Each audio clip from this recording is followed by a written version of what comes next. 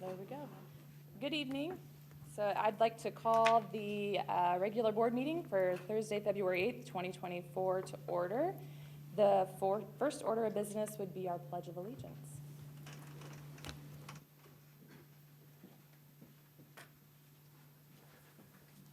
Hello, my name is Ron Steiner, principal of North Grove Elementary School, and I proudly bring Aurora Goff here to lead us in the Pledge of Allegiance. Can I just stand here, please? Do I start? Go ahead and start. I pledge allegiance To the flag of the United States of America and to the republic for which it stands, one nation, under God, indivisible, with liberty and justice for all. Do I sit or stay? Well, sit down for a second, all right? They may need to get a picture. Oh, yeah. Get a photo. Actually, you're going to say.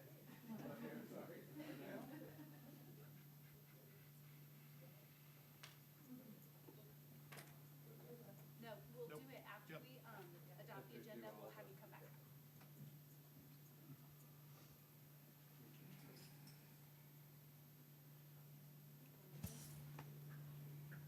Okay, up next, we have the adoption of the agenda. Madam President, I move we adopt the agenda as presented. Thank you, Mr. Alexander. Do I have a second? I'll second. Thank you, Mr. Russell. All of those in favor signify by saying aye. Aye. Aye. Any opposed? Motion passes 5-0. And next, we have Mr. Steiner with North Grove Elementary.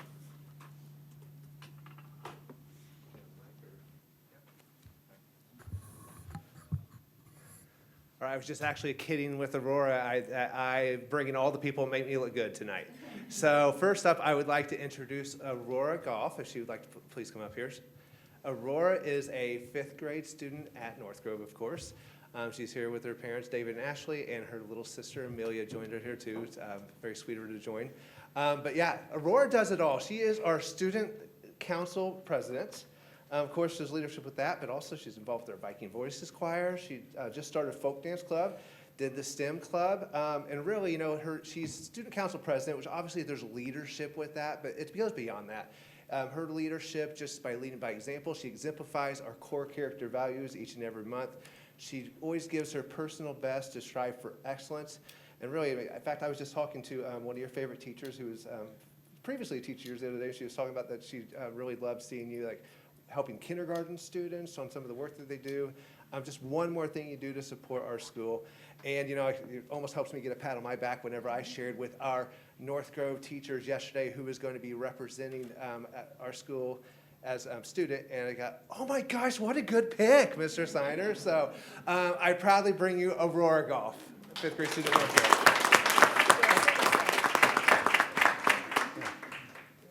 Next, now actually I was talking to Aurora today and she asked me what teachers are coming here today.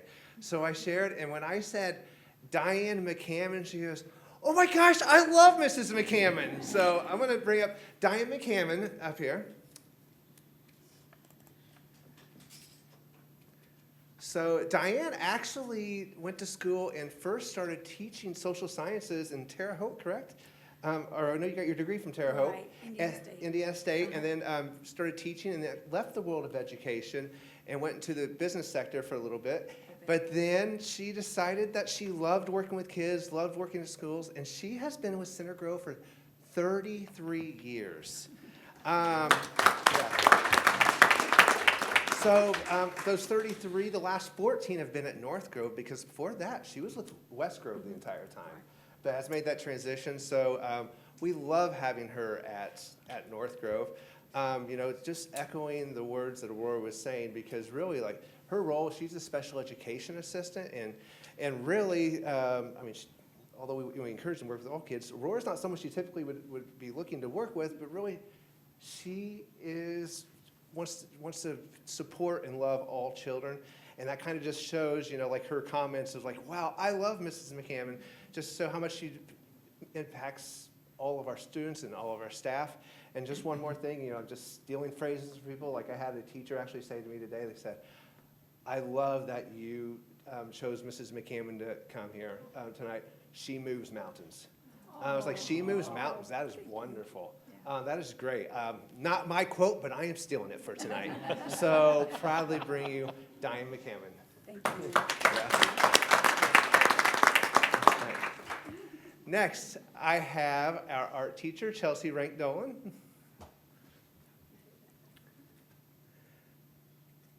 So Mrs. Dolan, I'm stealing from Bob Ross a little bit here, but I do know she takes this approach that there are, I don't even know if I'm saying it right, but I know it ends with there are only happy mistakes. Yeah, beautiful oops. Beautiful oops, Yep, yes. yep. There are beautiful oops, only happy mistakes, because really, I mean, obviously, I think you figured out she is our art teacher, but it doesn't matter how artistic you are. I don't think there's ever a child that ever leaves that class that feels like that they did not have a wonderful project. You know, I know that I am that person. It's like, I am not artistic, but I could sit in her class and feel very successful and be like, wow, I just made a Picasso. So between that, but I always tell her that she has the least stimulating art room that I've ever seen. Just because art rooms, I've worked in a lot of art rooms, and they're usually pretty stimulating. There's plenty of art, and really an art room, though, is pretty stimulating. And in her room, kids are so free to talk and work, and they brag, and they show off their stuff.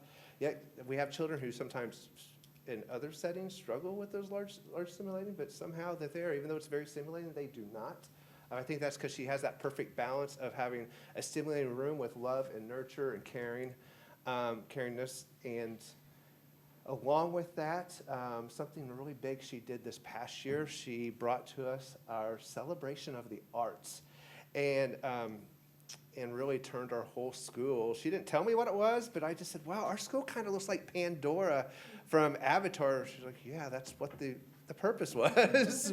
But so, and really, we loved it. The community of cars trying to get in and out didn't really necessarily love it because there was so many people who came. And we're excited because next month we have another celebration of the arts that we're doing some new things with it, and really excited to be announcing that really, really soon. So proud, just one of those people that make me look good, better than what I really am. Chelsea Dolan.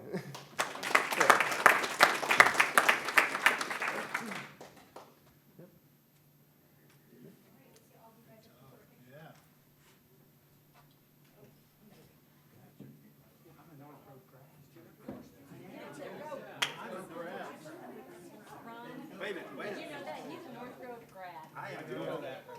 He'd like to be in that. And I'm only 68 years old. I started there, and I was a server. Where I went to school. I don't know about you. Where I was, we didn't graduate fifth grade. We just went to sixth grade. There was nothing until you went to high school. Our middle and high were next to land, but other than that, we had old high school. Oh, no, we had multiple buildings. Oh, we just got kicked out the door. I don't know when that started, but. Sorry, North Road grass. When it was a high school, I'm sure.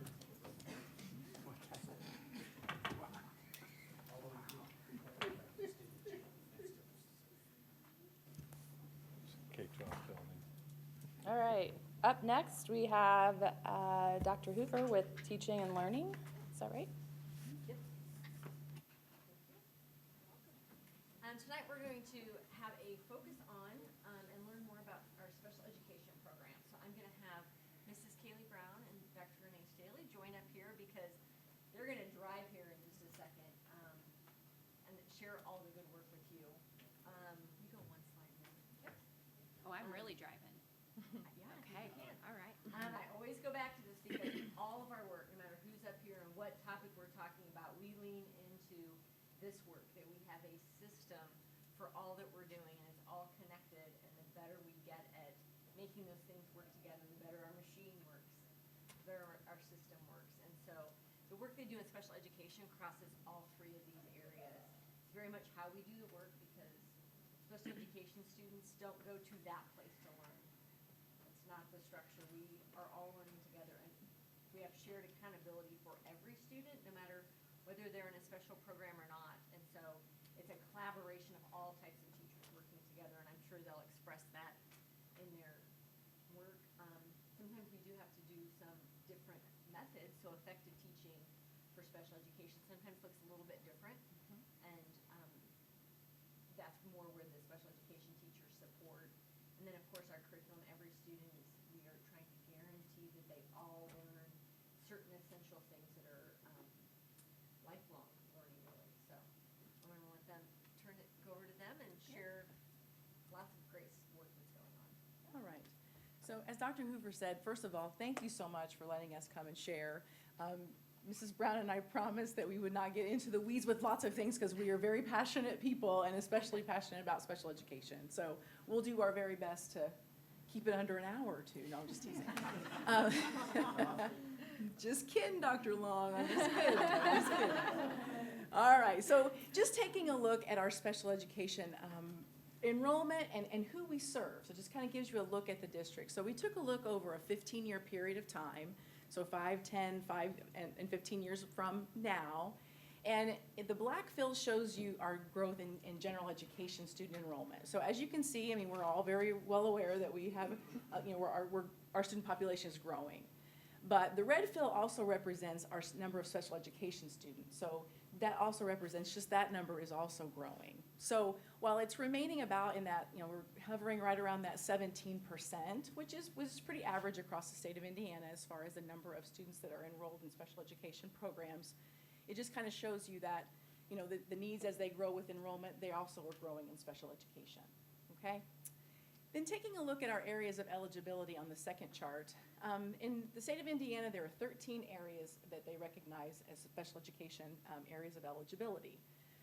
There are 4 here along with pre-K, but we wanted to point out autism spectrum disorder, emotional disability, specific learning disability, and other health impairment. And other health impairment, while it's not totally inclusive of all of our students that have attention deficit, a large portion of our students with attention deficit disorders are served under the area of eligibility of OHI.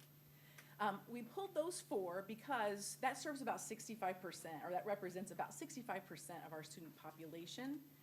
And as we look at the needs and some of the variety of needs that go along with these areas of eligibility, our students on the autism spectrum, emotional disability, attention deficit, and even in our specific learning disability, those are not just specific to areas of academic need. So we're also looking at the growth in all of those areas and also needs in other spaces to keep our kids successful in as much in our general education and as much as they can be in the environment as possible. Okay. So now we want to share a little bit with you about our overall structures in special education, because those overall structures are really built on federal and state accountability systems. And this is where we probably could talk for like an hour, but I promised I'd be really short. So just to review some of those big federal laws and expectations that our structures are built on, the first one is ESSA, or the Every Student Succeeds Act. This is formerly known as the No Child Left Behind Act, and it really puts emphasis on results accountability. We don't just want our kids to go from grade level to grade level, we want to see results from grade level to grade level. Section 504 in ADA, or the Americans with Disability Act, this is preventing discrimination for students or individuals with disabilities, and also make sure that we provide reasonable accommodations to anyone with a disability so that they have access to our education programs. IDEA is the Individuals with Disabilities Education Act. So many words, right? So many acronyms. That's what it is in special education. We should have done that. But that is our primary federal law, and that requires a public school to provide a free and appropriate public education for a student with a disability. And the 2 main components of that are developing an individualized education plan and making sure that our students with disabilities are taught in their least restrictive environment. At the state level, that's called Article 7. So we have our own state level regulations for that as well. When we're looking at it from an Indiana expectation or system lens, first and foremost, we look at that Indiana Department of Special Education mission statement. You can see that beautiful vision over to the right, and it just shows you all of the great things and shared responsibility that goes into creating positive outcomes for students. But it is the expectation of the Department of Education that all students, even those with disabilities, are held to high expectations and have equitable access to educational opportunities that enrich their lives and prepare them for future success. As I mentioned, Article 7 is really just state regulation that connects itself to IDEA. And then we have Indiana's accountability system, which is called results-driven accountability. And I I'm gonna go to the next slide here in just a minute, and there's a lot of data on the slide, but I really wanna draw your attention to just a couple of things. So here is 6 years worth of historical Center Grove specific results-driven accountability data. So that top of the table, you can see that that is in the results category. So I'm sorry, I should have told you, results-driven accountability is looked at in 3 areas. One is results, one is compliance, and one is timely data submissions. So underneath results, you can see on the left-hand side all of those subcomponents that we are rated or evaluated on. Anything in green shows you that we scored the highest rating in Center Grove. That means that we scored in the top 20% of LEAs in our group, and those groups are based upon school size, not necessarily peer groups, but just school size. And we actually are moving into the largest size next year because we've reached 10,000 students. Yellow means that we scored in that next level, which means that we're in the top 40% of LEAs in those areas. So what do we use this information for? We first and foremost compare our own scores year to year. Why did we increase in this area? Why did we drop in this area? And we create actionable plans and steps so that we can make sure that we celebrate our successes, but also look at areas that we need to improve. We also work with those other LEAs in our peer groups. And we look at them and we say, man, we dropped in that area, but you guys gained. What did you guys do? How can we work together to figure out how you're excelling in an area? Or we can look at common data trends. Sometimes we find that we've gone up in our leveled rating, but we've gone down in our performance, and we're like, why did that happen? You know? So it's really nice to be able to use that data within Center Grove schools, but also being able to work and network together with our peer schools. The bottom of that table is about compliance and timely data submission. I don't think people know how much behind the scenes goes into special education because we're doing all that great work with our kids and we're really, really trying to close that achievement gap. But a lot of it is built on compliance. Are we meeting timelines? Are teachers holding case conferences on time? We have grants and data submissions that are due. And if we don't do those things on time, it can impact our funding, which ultimately can impact the resources that we can give to our students.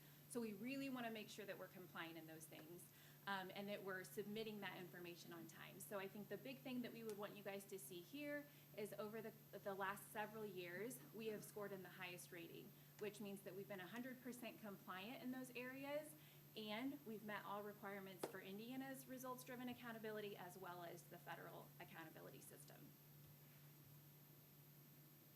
Now we want to talk about the awesome people.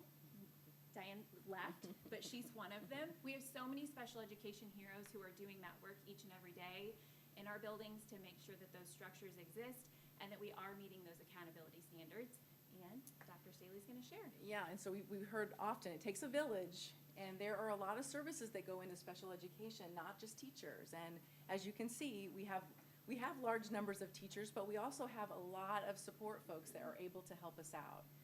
Our school psychologists play a critical role. Our speech pathologists are able to provide specific services, and all of our school psychologists and our speech pathologists and occupational therapists and physical therapists require degrees that are well beyond just a bachelor's degree. So they have to exceed those expectations to be able to get credentialed. We have program support. Those folks help us with our special programs. We have behavior coaches that are added, and they're able to support those behaviors in the classroom specifically for students and also in programs. And then we recently contracted with a board-certified behavior analyst who also works with our behavior, and she's able to help us out in a lot of different spaces that help us just to be stronger and better and grow, building capacity in the staff that we have, not only in special education, but also in the general education setting. And I'm really proud of that. I've been here now for 6.5 years, and as our needs have changed and our population has grown, we've been able to develop in those areas. Like Dr. Staley said, the BCBA, or that board-certified behavior analyst, she just came on contract last year because we recognized we had a lot of students transitioning in from ABA centers, and we needed that specialty area and that area of expertise. So we really appreciate the support and being able to grow in those special education heroes. All right, another thing we're really proud of in Center Grove, and again, this is thanks to the board and all of the district leadership that is able to support the programs that we offer, but we are able to offer a very full continuum of services to all of our students with special needs. So Mrs. Brown mentioned earlier, we talk about least restrictive environment. So basically the goal is that we serve every student in the least restrictive environment possible for them to access education for their peers and have the same opportunities. As we go up the chart, from the bottom to the top, those restrictive environments become more significant, and those match the behaviors, those match the academic needs, those match the special programming. But according to, with RDA, it also monitors that. So most of our students are served in their home school with the services that we have provided in that 50, which is the least restrictive of all of the environments. Our more special programs, again, as you go up the continuum, the most separate or the most support that's required. We have a lot of programs that are special programs within our district that are offered across the district in different buildings that support specific behavior needs, significant academic needs, and just across the board in all those special areas that require more support. The only thing that we're not able to support in our continuum is a full-time residential. So when we have a student who has needs that are beyond what we can support in this district, that's when we would have in that full-time residential. And right now, we don't have students that are being served in full-time residential. So we are literally able to take care of every student in the Center Grove district within our programs within the district, which again, really proud of, but we couldn't do that without some great support from our team. Yeah. Before you move on, I'm going to share some significance of that, because for some of those services with numbers of like 52, 53, 54, or not 54, 52 and 3, we were using our co-op to provide a lot of those services when we were with Earlywood. So when we became independent, we had to either contract those out or bring those into our district. So that has been a lot of the work of the last 6 years to not only bring them in, but start to make them run effectively and efficiently. And having no students that we can't serve in our own district, one is a huge kudos, because districts half our size have 10 to 15 kids that they're paying for in other placements that we're able to serve here. And we just had one, I think, in the last year or two. So that's a phenomenal number that I want to give them a lot of credit for, and the teachers in those special programs that we're able to serve here. And every time you send students out other places, it costs a lot more than when we can do it here. So it's two benefits. One is a cost benefit. The other is we keep kids at home. So I'm really proud of that and their work. So the last thing we want to share to you is specific to Center Grove. We created this vision framework several years ago, and it takes into consideration those federal and state accountability structures, what's important to us in servicing students here. But as you develop those individualized education plans, we also want to make sure that we are providing equitable and exceptional experiences for all. So we feel like if we have the same framework that we can all resort back to, we can make sure that we're doing that for each and every student. So if you start at the top, those are basically our primary goals and expectations. Number one, we know what is special about special education. If a student qualifies for special education, they need something more, they need something different than what they're getting in the general education classroom. So we have to recognize what that is. Secondly, we want to be working to close that achievement gap between that child with special needs and their typical peers. So how do we do that? We go to that next level of the framework. We have to make sure that they're taught in that least restrictive environment. So as Dr. Staley was just sharing that continuum, it's our obligation to have every level of that, but we have to make sure that we're placing students at each of those more restrictive levels very intentionally. So how do we do that? We're creating purposeful and meaningful IEPs. Every student with a specific learning disability doesn't get the same thing. Every student who has an emotional disability doesn't go to a behavior program. So how do we define or figure out how to make that intentional for kids? We use those 4 main components at the bottom, and we work from left to right, not from right to left. So we focus on present levels first, and we look at the whole child. What are their communication skills? What are their academic skills? What are their behavioral skills? What are their social emotional skills? We see them as a whole child learner, and from there, we then have to develop goals. And I always tell our teachers, we can't fry all of our fish at once. So you have to choose those lagging skills that are identified within your present levels that are impacting that student's education the most. From there, we do what's special about special education. It's called specially designed instruction. We talk about it a lot with our teachers, but that is what is different. How are we going to teach that child differently than they have already been taught to be able to make progress towards those goals? And last, then we determine those services, the frequency of them and the placement of them. And the reason that we don't ever want to work from right to left is if we are, we can sometimes be too restrictive with that first thought of what we need to do for this student. So again, it's really important that we work left to right. So we feel like this has been really helpful in making sure that all of our special education team is on the same page and what our vision is for special education. And that's it. That's what we wanted to share with you guys. Ooh, Oh, sorry. oh, you got more. It's just summarizing what I just said. So Miss Stacy Conrad just does such a beautiful job. Well, you told the story in just I did. There you go. I did.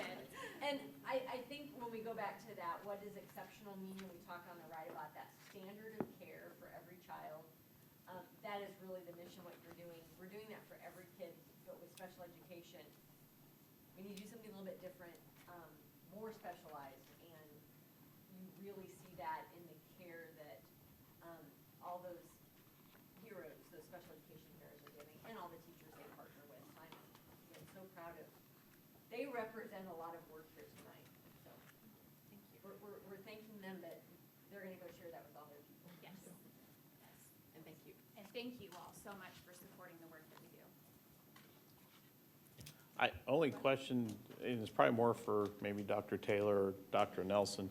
There were 223 staff listed on the other slide. Are those the filled positions or the total number of positions? Sure, every one of them. High percentage. Mostly, yes. So, I mean, we were just having a conversation earlier about staffing. That's why I'm asking the question. Is that, They are very difficult to fill. I get they are, but is that the number? That's our goal number. That's our goal number. That's what I was after. Thank you. What is our actual number? I wasn't gonna do that. I'd like to get back to the board on that. Approximately. Filled or open? I mean, I don't need the, I mean, are we 5%? 12 openings right now? Are we 10% light? Oh, yeah, under that, yeah. Okay. Oh, yeah, Okay. And definitely. most of those would be support. I was gonna say. Yeah. They're support I positions. just want to make sure it was. Yeah, and they work really hard, as do our principals, all summer, filling those. When that opening comes open, that is a big triple star, fill first, because they know. Ron's shaking his head like. Ron!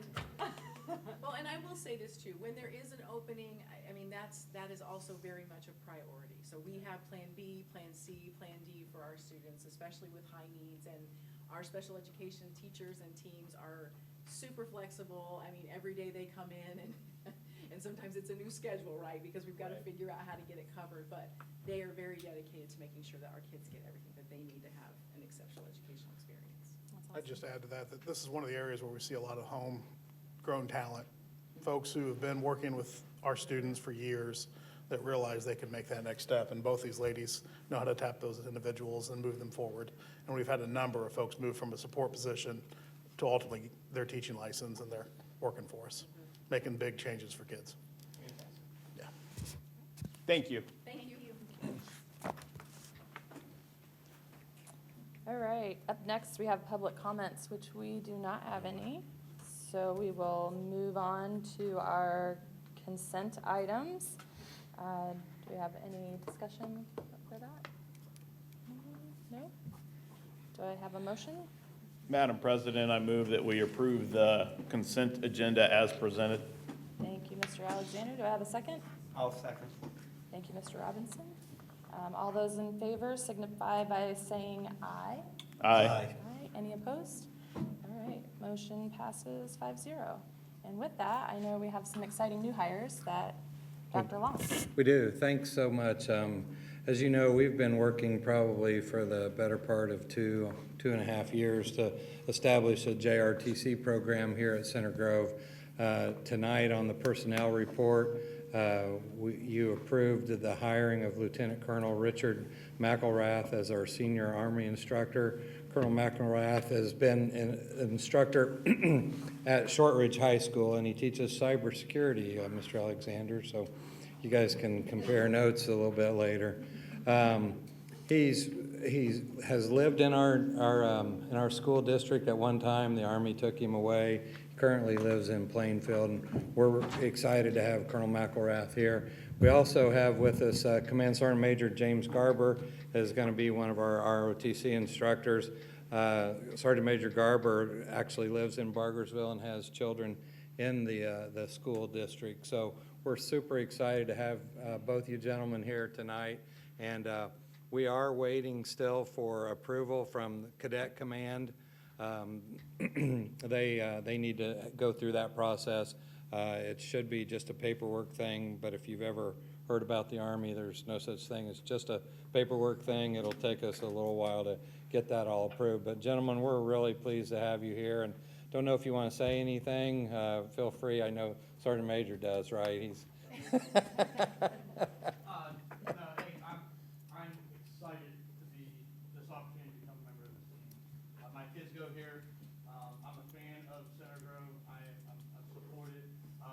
I have actually, one of my sons has an IEP, so I've been through that process, and he just got accepted to IU, and he's doing great. He did good. So that's one reason why I'm super excited to be part of the team. Thank you guys. Thank you for Thanks. Thank you. Thank you. Sure. And just really quickly, my wife worked for the school district before we moved away, and my kids went to Sugar Grove for the times that they're eligible for it. So I know what Sugar Grove is, and I've been in this program since I retired in 22, and I've seen schools all over the place, and I'll just tell you, these programs don't come to schools as special as Center Grove. So I am extremely fortunate for the opportunity you're given, and I'm super excited about what Sergeant Major and I can grow under you guys. Thank you.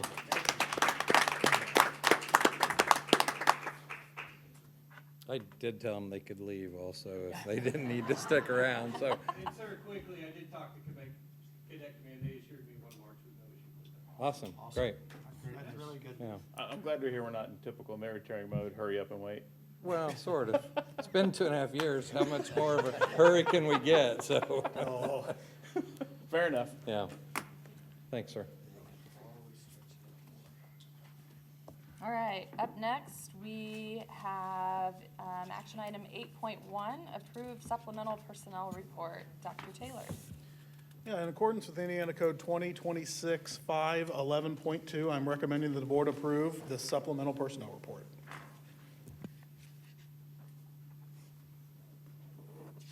All right, any discussion? No? Do I have a motion? Madam President, I move that we approve the supplemental personnel report. Thank you, Mr. Russell. Do I have a second? Second. Thank you, Mr. Alexander. All those in favor signify by saying aye. Aye. Aye, any opposed?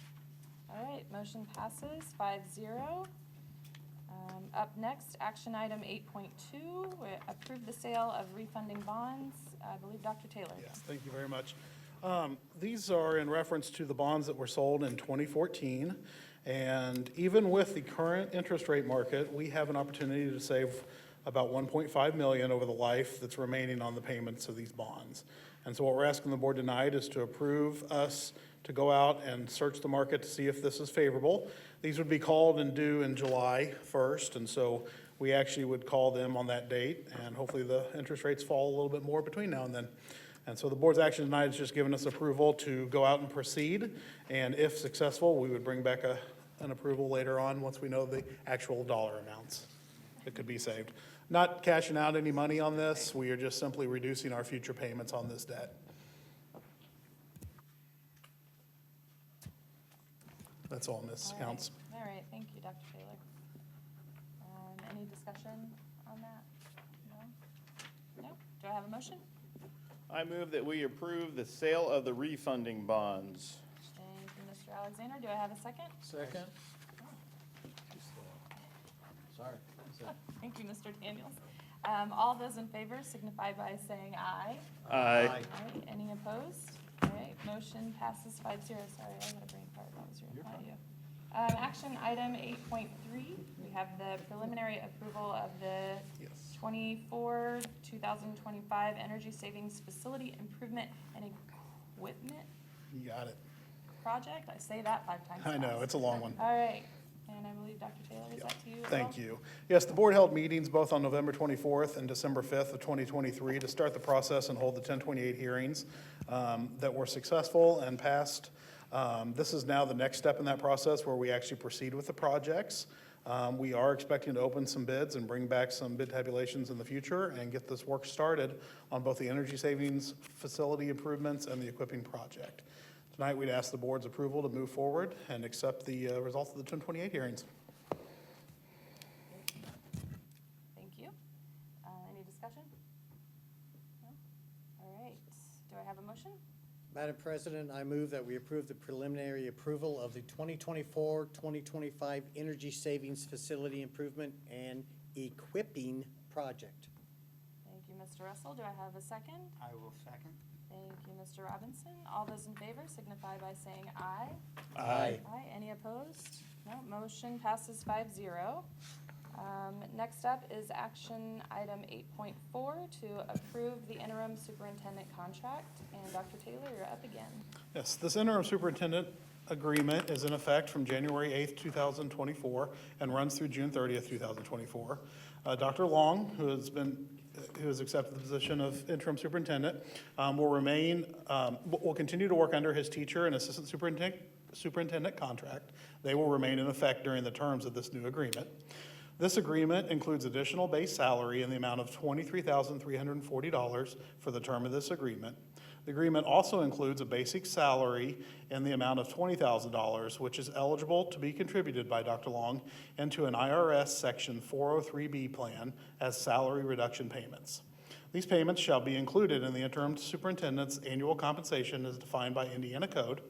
The amount of this interim superintendent's agreement is significantly less than the former superintendent's contract. And as Dr. Long has mentioned, we're not backfilling or replacing him at this time. And so this corporation will realize some significant savings over the term of this agreement. And that is all, Ms. Council. Thank you. Any discussion? No? Well, I personally would like to thank Dr. Long because I know stepping into the position, you had about a week and a half of ice and snow, and I think you did a great job. And Fog. yeah, anyway, fog, lots of fog. So, anyway, I know that you had your work cut out for you, and I just wanted to say thank you. Thank you. Yeah. Anyway, do I have a motion? Madam President, I move that we approve the interim superintendent contract. Thank you, Mr. Daniels. Do I have a second? Second. Thank you, Mr. Robinson. All those in favor signify by saying aye. Aye. Any opposed? All right, motion passes 5-0. And. No turning back, Dr. Long. Nope, Yep. you're in now. You're in now. All right, action item 8.5 is accept the bids for a traffic signal at Pennington Road and Morgantown Road. And Dr. Long. Thank you. On January 11th, at 11 o'clock, we opened 3 bids for the project of installing a traffic light and crosswalk at the corner of Morgantown and Pennington Road.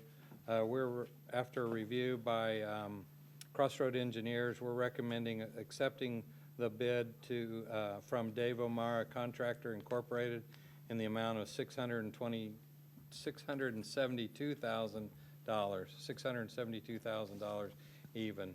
Like I said, we had 3 bids. They ranged from $720,000 down to the $672,000. We've worked with O'Mara Construction or Contracting before, and they're going to actually start right away, as long as we've given them the okay, once the board approved, that they could start as long as they don't impede traffic between now and the end of school. So they're going to try to get started. I think we can have it all completed before school starts in August. Those answered your questions, didn't they? Isn't it always time? When are we going to be Yeah, finished? when are you going to be finished? Not on something like this. That's only on big things. All right. They're all big. This is pretty big. Okay. Any other discussion? Do I have a motion? Madam President, I move that we accept the bids for the traffic signal at Pennington Road and Morgantown Road. Thank you, Mr. Alexander. Do I have a second? Second. Is that Mr. Russell? Thank Yes. you, Mr. Russell. All those in favor signify by saying aye. Aye. Any opposed? All right, motion passes 5-0. Thank you. Yeah. All right, and up next is announcements. So our next executive session is March 21st at 6. We added Oh, one. we did add one. February didn't we? 29th. February 29th, we did add one. I apologize. So is that same time? About 6 o'clock, There you yes. go, thank you. February 29th, we did add an executive session, 6 PM, there we go. So the March 21st date, followed by the regular board meeting at 7. Also, we have the Good for the Grove immediately following that board meeting on March 21st. And then May 16th, our executive session and regular board meeting are being moved to May 23rd, 2024. And we go down the line, does anybody have anything they want to? Go ahead. This past Saturday, we had decade games, I don't know how else to describe it there, where we brought back a lot of alumni. The Alumni and Friends, in conjunction with the athletic department, put this on, and it turned out to be really good, really positive. So we hope to do it every year.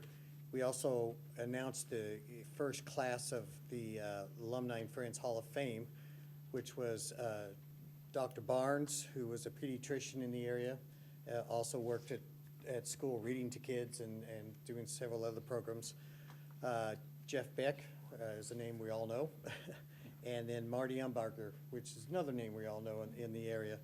Jeff and Marty are both Center Grove graduates. This past Tuesday, I attended the Indiana School Board Association State Day, and where we got to talk to several legislators and hear them talk about things. Right now, ISB is tracking 116 bills. A lot of them will die. So I'll get you the list once it gets down to something really happening. Just a lot going on with education. I will tell you one of the things that I like to hear. A couple of the legislators talked about that they needed to stop constantly putting things out. In other words, for instance, we just got the science of reading, and now they're turning around and wanting to talk about retaining kids by third grade. And several of them said, we as legislators need to give time to schools to get these programs in place and work before we throw something else on them. Whether they do it or not is will be seen, remains to be seen, but at least they're thinking about it on that one. So I will update you once the session's over and what bills really got through that will affect us. 116 bills tells me they're not slowing down any. No, well, that's down. Well, from what they started with. You don't want to know the number that started. I want to thank Mrs. Counts and Mr. Daniels and I for working on Dr. Long's contract. I know that was a long, tedious process, and you guys did a great job on getting that done with Dr. Long, and nice work in getting that done in a short time frame. Credit goes to Mr. Daniels. He did all the legwork there. I was a sidekick. So, nothing else to report. I haven't had any redevelopment commission meetings in the last month or so. Hearing that was long and tedious, I'm gonna clear the record. It wasn't Mr. Long. He was wonderful to negotiate and deal with. Wait a minute. I don't want to make it sound like we had animosity. We didn't. We're wow. happy he's stepping into this role Yes. and looking forward to working with them. So I know he'll do a wonderful job. So just to clear the record, it wasn't long and tedious because of him. That's all. All right. I would just like to remind everybody that the Gala for the Grove is Saturday, April 13th, and I just ran into Jen in the hallway. I don't think she's in here. And she said tickets would go on sale next week. So everybody buy your tickets. Buy your tickets. That's it. Really good board meeting tonight. North Grove, that was very impressive on everything, especially the two teachers you brought up and the young lady. Mrs. Brown, Dr. Staley, your enthusiasm is infectious. I love you two being part of Center Grove, and you did such an important job. ROTC coming, amazing. And then the last thing. So Saturday, being a person that played basketball for Center Grove, I was there for the decades thing, and everything. There's Dr. Long comes by and talks to all the, spends so much time. Then Saturday night, our girls are ranked number 1 in the state in girls basketball. And Dr. Long was there again, but he didn't leave. He came out on the floor to thank the coaches afterwards. And I was part of the team that won the state in 1996, and I never saw the superintendent once. And I've seen him now at 4 different things I've been at. So, Dr. Long, thank you for being the face of Center Grove, and thank you for the support of all the people and everything. You're doing a great job. Thank you so much. All right, oh, we are adjourned. All right. I have to start that, didn't I?